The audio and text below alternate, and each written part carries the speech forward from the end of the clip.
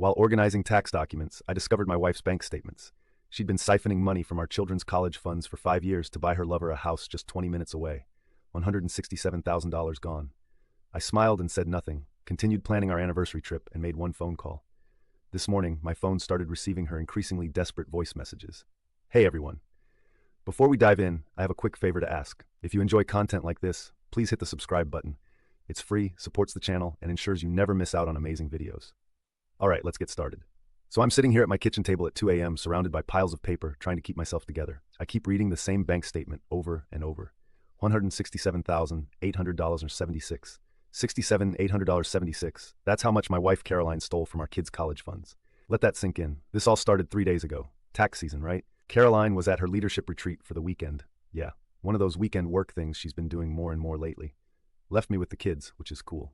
Megan, 16, and Jake, 14, are good kids. I decided to get ahead on our taxes. We keep our important documents in one of those fireproof safes in our bedroom closet. Nothing fancy, just practical.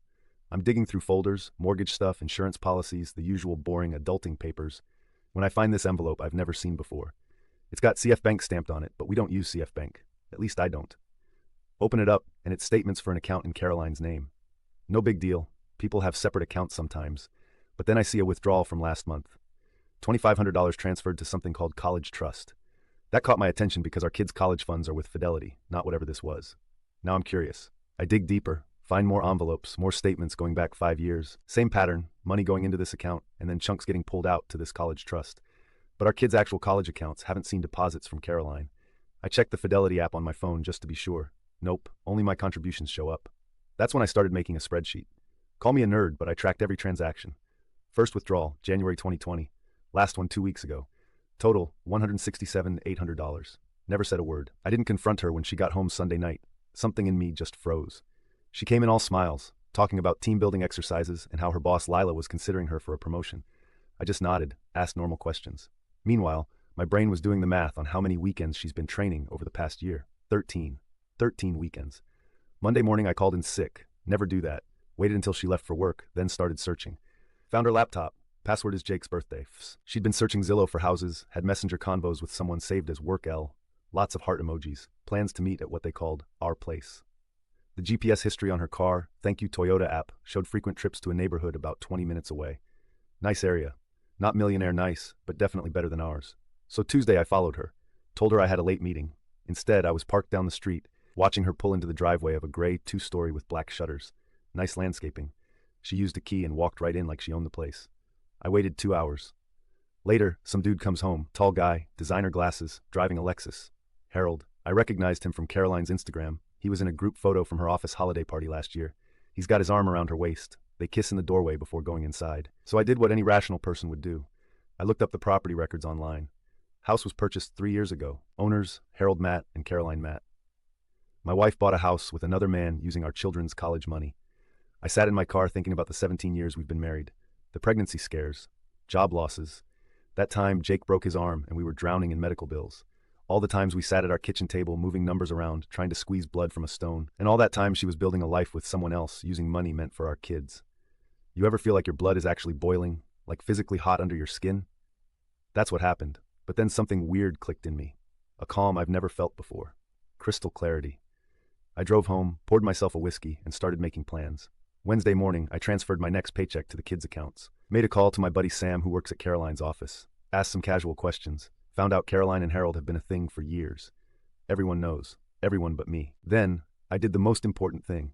I messaged Caroline that we should do something special for our anniversary. Said I'd been saving up. She seemed surprised, but happy. Sent back one of those heart eye emojis. I booked us a week at that fancy hotel downtown, the one with the rooftop pool that costs more per night than my first car. Made dinner reservations at that place where they cook in front of you and charge you extra for everything. Started talking about it at dinner last night, watching her face as I described the suite I reserved. She tried to seem excited, but I caught it. That flicker of panic in her eyes. Probably wondering how I could afford it when we're supposedly broke. Or maybe wondering how she'll explain to Harold why she's unavailable that weekend. This morning I saw her checking her phone, texting rapidly before hiding the screen when I walked into the kitchen. She told me she's got another weekend training thing coming. I just smiled and asked if she wanted me to make her coffee before she left. She seemed relieved I didn't question it. After she left, I made one call, just one. Then I took the day off to work from home, Been sitting here organizing everything into folders, bank statements, property records, screenshots, GPS logs, everything neatly labeled and time-stamped. Our anniversary is in 18 days. I've got a special gift planned. You better believe it's not what she's expecting. My phone just buzzed. It's an email confirmation for our hotel booking, non-refundable. I hit confirm and smiled. The kids will be at my sister's that weekend. Caroline doesn't know that part yet. She has no idea what's coming. Wait, my phone's ringing. It's Caroline. That's weird. She never calls during work hours. I'm letting it go to voicemail. I think the dominoes are already starting to fall.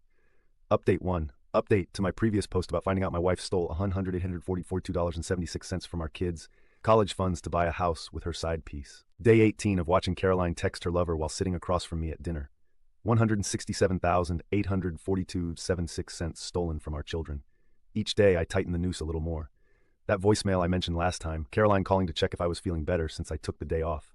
I could hear the nerves in her voice. Later found out from Sam that Harold had called in sick too. Apparently my one phone call shook something loose already. About that call, I reached out to Adriel, Harold's wife. Yeah, plot twist. This dude is married too. Found her on Facebook, connected to Harold's profile with one of those happy 10th anniversary to my best friend posts from last year. Sent her a vague message asking to talk about something important regarding Harold. We met at a Starbucks across town. Adriel's not what I expected. Thought she'd be some meek doormat, but she's sharp. Works in banking. When I laid out what I'd found so far, not everything, just enough, she didn't cry or freak out. Just pulled out her phone, opened her banking app, and started checking things. Turns out Harold's been telling her they're broke, despite him making good money. Classic two-timer move, playing both sides.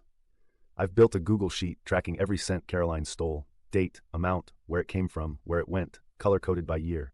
5 years of systematic theft. Added a column for the interest that money should have earned sitting in our kids' accounts. Current total with lost interest, $198,400. You better believe I'm getting back every penny. Went to see Frank, my buddy who does financial advising. Asked hypothetical questions about what happens when one spouse steals from joint accounts or children's funds. Got some interesting answers about legal recourse, documentation needed, etc. Started moving my paychecks to a new account. Caroline doesn't know about. Changed all my passwords. Set up 2FA on everything. The real gold mine was finding property records online. Caroline and Harold co-own that house. Her name is literally on the mortgage. They used $167 of our money as the down payment on a $450K house. Been making payments from their regular salaries for 3 years. That house has appreciated too. Zillow estimates it at $520K now. So my kid's stolen college fund is just sitting there in home equity while they're playing house. Adriel and I have compared notes 3 times now. We're both recording everything. She found sketchy withdrawals from their accounts too. Harold told her they were for home repairs and investments. Nope, furniture and trips with my wife. Me, meanwhile, I've been turning up the psychological heat at home. Left a college brochure on the counter. Caroline got all quiet when she saw it. Asked Jake about his future plans at dinner. He wants to do engineering at State. Caroline started talking about community college being a smart financial choice. I just stared at her and said nothing for like 10 seconds. You should have seen her squirm. The kids know something's up. Megan asked if Mom and I were fighting. I just told her adults sometimes have complicated things to work through. Hate keeping them in the dark, but they don't need this stress during finals. Got a lawyer on standby. Not filing yet. Timing matters, but everything's prepped. The real chess move was recording Caroline's hours. She told me she's working late Tuesdays and Thursdays, plus those weekend trainings. I've been tracking her location through our family sharing app. She's not at the office during those times. She's at the Gray House with Harold. Called her office once during her late shift. Receptionist said she'd left hours ago. That's time card fraud on top of everything else. Last week I accidentally left my laptop open with a tab about penalties for embezzlement visible. Caroline saw it while bringing me coffee. Her hand was shaking so bad she spilled some. Asked what I was researching. Told her it was for a podcast I've been listening to. The look on her face, priceless. Anniversary trip is 9 days away now. Caroline tried to get out of it yesterday. Said maybe we should save the money instead. I told her it's all paid for, non-refundable. Reminded her we deserve to celebrate 17 years together. The irony made me want to puke, but I kept my game face on. Adriel found something big yesterday. Harold took out a HELOC against their primary home to help pay for the love nest with Caroline. That house is in both their names too. So he's leveraged to the hilt. If one house goes, they both might go. Financial house of cards. Been encouraging Caroline to use our credit card for anniversary prep, new dress, salon appointment, the works. She was hesitant at first, unusual for her since she normally loves spending, but I insisted. Told her I want her to feel special. Meanwhile, I've already frozen our joint accounts effective the day of our trip. The trap is almost set. Sam from Caroline's office has been feeding me intel. Apparently, Caroline and Harold have been sloppy lately, getting too comfortable. People have seen them together outside of work. Office gossip is heating up. Their boss, Lila, has noticed something's off with their time reporting. Caroline's been checking her phone constantly. Looks stressed. Yesterday the dishwasher broke and flooded the kitchen floor. Normally she'd freak out about the expense, but she barely reacted. Just stood there with this 1,000-yard stare while I mopped up. She's distracted, slipping. I've been testing her with small comments. Mentioned I might look into refinancing our house to pay for the kids' college, since that fund isn't growing as fast as I'd hoped. She dropped a glass in the sink. Another time I asked if she'd ever considered buying an investment property nearby. Said I'd been browsing houses about 20 minutes away. The color drained from her face. Adriel and I finalized our coordinated plan yesterday. She's taking their kids to her mother's for the weekend. Same weekend as my anniversary trip. She'll confront Harold with everything while I'm confronting Caroline. We've timed it down to the hour. I rented a small storage unit. Been moving important documents and sentimental items there, bit by bit. Got the kids' birth certificates, family photos, my grandfather's watch, things I couldn't bear to lose in the fallout. Tonight was interesting. Caroline actually initiated sex for the first time in months. Probably guilt, or maybe she's trying to throw me off the scent. I went along with it but felt nothing, just mechanical. Afterwards, she tried to talk about our future, asked if I ever think about retiring somewhere warm, planning a future she's been actively sabotaging. The audacity is breathtaking. $167,800.76 plus interest. Every penny coming back to my kids. Just packed my bag for the anniversary trip. Caroline's in the shower, humming some song like she doesn't have a care in the world. Her suitcase is on the bed, half packed. Designer clothes she bought while stealing from our children. My phone buzzed. Text from Adriel. All set for next weekend. Harold has no idea. Caroline's phone is sitting on the nightstand, unlocked. Notification just popped up. Text from work L. Harold can't wait for our real anniversary next month. Love you more than anything. I took a screenshot and sent it to my email. One more piece of evidence for the file. 9 days until demolition. The foundation is already cracking. Finally, update. Final update to my saga about my wife stealing $67,800.42 from our kids' college funds for her secret life. First voicemail, 11:32 a.m. Saturday. Bryson, please call me back. I can explain everything. Harold is saying you contacted his bank. What have you done? Call me back now. Second voicemail, 12:17 p.m. The hotel says our credit cards are declined, all of them. Why can't I access our accounts? Where are you? Third voicemail, 1:45 p.m. Adriel just showed up here. She knows everything. She's threatening to take the house. Please, Bryson, this is getting out of control. There were 11 more messages after that, each more desperate than the last. Let's back up. The anniversary weekend started according to plan. Friday evening, I picked Caroline up from work. She seemed distracted, checking her phone constantly, probably texting Harold. Our bags were already in the trunk. The kids were at my sister's place for the weekend. Told them we deserved some alone time for our anniversary. If they only knew. Drove to that fancy hotel downtown. Valet parking. Champagne at check-in. The works. Caroline kept trying to act excited, but her smile never reached her eyes. Kept glancing at her phone, then trying to hide it when she noticed me watching. Dinner reservation was at 7. This overpriced steakhouse where they wheel out raw meat and explain each cut like it's rocket science. Caroline barely touched her $165 filet. Kept checking her phone under the table. I asked if everything was okay. She said work was stressful. Right back in the hotel suite, I ordered more champagne. Premium stuff, $1,400 a bottle. Might as well spend my money before she could steal more of it. Caroline was getting visibly angry, anxious, especially when I kept hinting to family and our future together. At exactly 9:30 p.m., I pulled out my laptop. Told her I had an anniversary gift to show her. Her face lit up for a second. Probably thought it was jewelry or vacation plans.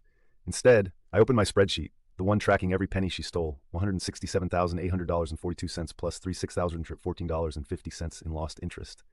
I still remember the exact moment she realized what she was looking at. The color drained from her face. She started with the standard denials. Must be some mistake. I don't know what you're talking about. What is this? I just kept scrolling through the entries. Date, amount, source, destination, all highlighted in different colors. 5 years of theft documented in excruciating detail. Then I pulled out the property record. Caroline and Harold, co-owners of 1472 Oak Ridge Lane, purchased 3 years ago with a down payment of exactly $65,000. Mortgage payments of $2,348 per month. She switched to bargaining, said she could explain, said Harold had pressured her, said it was an investment for Aliva, said she was going to tell me eventually, said she'd pay it all back. I played the recording of my conversation with Adriel, the one where we compared notes about their deception. Caroline's eyes went wide when she heard Harold's wife's voice. Didn't know we'd connected. Then I showed her the screenshots of all her texts with Harold from the past month, the ones where they discussed their real life together once they both left their spouses, the ones where they complained about having to pretend with us, the ones where they planned trips using our money. Finally, I showed her the documentation I'd been preparing with my lawyer. No, I hadn't filed yet, but everything was ready. Financial affidavits, evidence of theft, proof of the affair, timeline of deception, all neatly organized in labeled folders. Caroline started crying. Not cute little tears, ugly sobbing, mascara running down her face. Kept saying she was sorry, that she loved me, that she made a terrible mistake, that we could fix this. I told her there were 3 options on the table. Option 1, sign over her equity in the love nest to me immediately. That's approximately $195,000 based on current value minus remaining mortgage. Additionally, surrender her 401k worth about $176,000 and agree to a payment plan for the remaining amount plus interest. Option 2. I file for divorce on Monday with all evidence attached. Press charges for financial fraud. Let her employer know about the time card fraud. Watch her lose her job, her reputation, and possibly face criminal charges. Option 3, same as option 2, but I also send everything to her parents, siblings, and our entire social circle via a detailed Facebook post. Complete nuclear option. While she was processing this, her phone started blowing up. Text after text from Harold. Seems Adriel was executing her part of the plan right on schedule. She'd shown up at their house with her own documentation and ultimatums. Caroline tried calling Harold. He didn't answer. Called 5 more times. Nothing. That's when she really fell apart, realized he was cutting her loose to save himself. At 10:45 p.m., I walked out of the hotel room. Left her there surrounded by the evidence of her betrayal. Told her I'd be staying elsewhere and that she had until Monday morning to decide which option she preferred. Let her know all our joint credit cards and accounts were already frozen. Spent the night at a budget hotel across town. Slept better than I had in weeks. Woke up to those voicemails I mentioned. Meanwhile, Adriel texted updates from her confrontation with Harold. He'd apparently thrown Caroline under the bus immediately. Claimed she was the mastermind, that she'd manipulated him. Classic coward move. By Sunday afternoon, both Caroline and Harold were in full panic mode. Neither could access their main accounts, both facing the loss of their homes, both realizing their fantasy life was crumbling. Monday morning, Caroline chose option 1, smart move. Harold had already agreed to Adriel's terms as well, which included selling their love nest and splitting the proceeds with me. Over the next 3 weeks, we executed the financial recovery plan. Caroline signed a legally binding agreement transferring her equity in the love nest to me.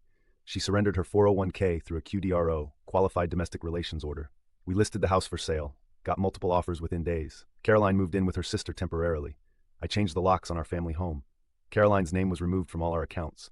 She signed a payment plan for the remaining balance due, $27,242.7766, payable at $1,500 per month for the next 5 years. The hardest part was telling the kids, waited until all the financial arrangements were locked in. Sat them down for a family meeting. Didn't give them all the sordid details, just explained that Mom had made some financial decisions that hurt our family and that she would be living separately while we worked things out. Megan, being 16 and sharp as a tack, figured out more than I said. Asked directly if Mom had been cheating.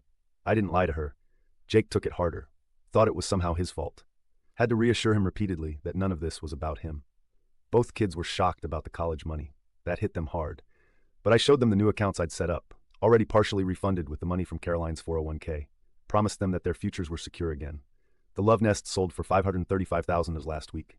After paying off the mortgage, my share came to $97,352.01, transferred directly to the kids. New college accounts. Caroline's at a new job now, entry-level position, pays about half what she was making before. She's struggling to make ends meet, but making her monthly payments on time.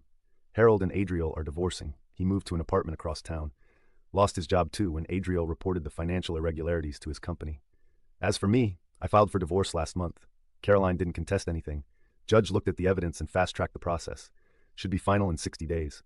Some nights I still wake up angry, thinking about those 5 years of lies. The family vacations we didn't take because we couldn't afford it, while she was funneling money to her secret life.